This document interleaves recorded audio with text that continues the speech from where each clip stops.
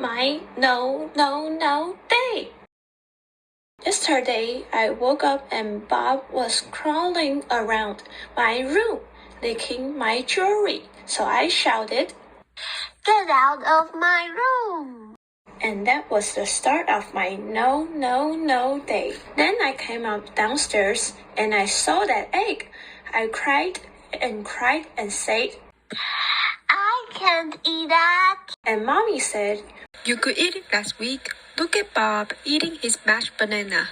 After the terrible egg, I didn't like my shoes either.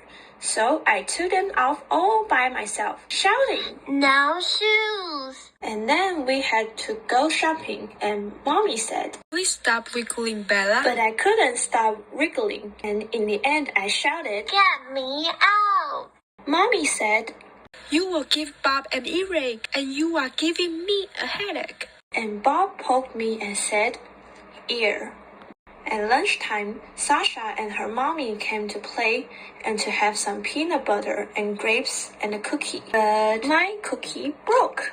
Then I couldn't play nicely and I kept saying, "No, you can't be princesses." And in the end, Sasha and her mommy went home. In the afternoon, it was my ballet lesson.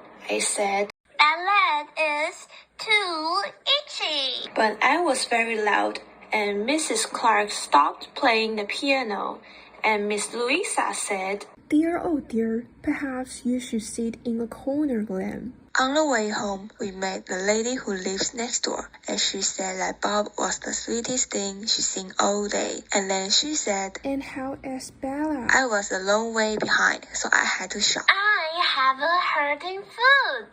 And Mommy said, could I keep my voice down and could I please start lying on the sidewalk?